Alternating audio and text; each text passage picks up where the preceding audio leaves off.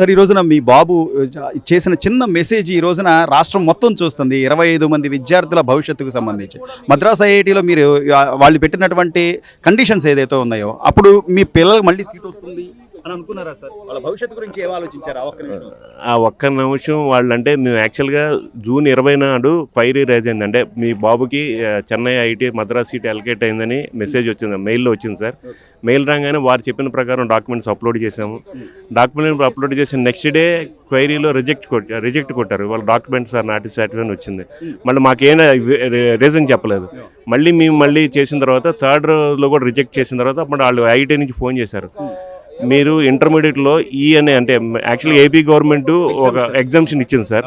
Exemption దాంట్లో మీకు numerical value లేకుండా అని ఉంటే మేము కన్సిడర్ చేయము. మీరు మ్యాథ్స్ 1 మ్యాథ్స్ 2ని కూడా ఒక సబ్జెక్ట్ని కన్సిడర్ చేస్తాం, కానీ మీరు 5 సబ్జెక్టులకి కన్సిడర్ చేయన్నారు.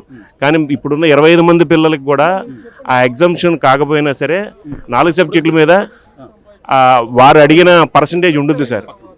వాళ్ళు అడిగిన పర్సంటేజ్ ఉంటుంది, కానీ అది కన్సిడర్ చేయదు. మాకు 5వ సబ్జెక్టులో ఏదో ఎన్నో మార్కులతో ఉంటాయని అన్నారు. అదే టైంలో మాకు మా బాబు మేము అయితే చాలా నిరాశకు లోనయ్యాము.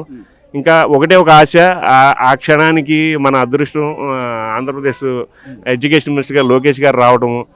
ఆయన కూడా ఒక చదువుకు విలువిచ్చే వ్యక్తి, అంటే ఒక స్టాన్ఫోర్డ్ యూనివర్సిటీ నుంచి వచ్చిన వ్యక్తి అన్న దీంతో ఇమీడియట్గా బాబు కూడా బ్రాడ్కాస్ట్లో వీడియోలు చూస్తూ ఉంటారు లోకేష్ గారి మోటివేషన్ స్పీచెస్. సరే ఇద్దరం అనుకున్నాము లోకేష్ గారిని కలవాలని.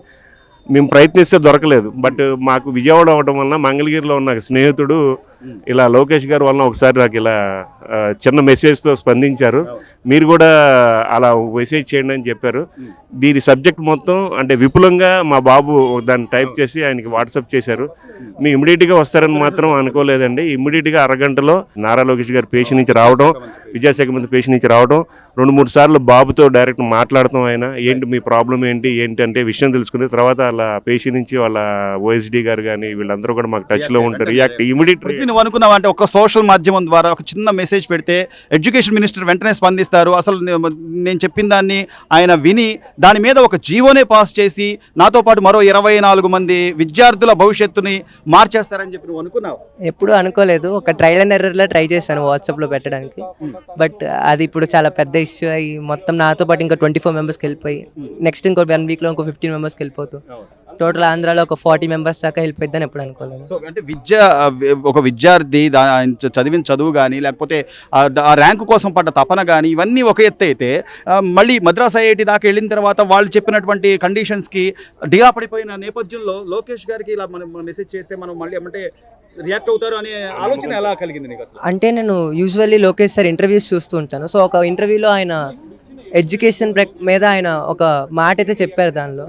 సో యాక్చువల్లీ ఆ మాట నేను చాలాసార్లు చదువుకుంటున్నప్పుడు కూడా అది రియలైజ్ అవుతూ ఇంకా నన్ను మోటివేట్ చేసుకుంటూ ఉంటాను.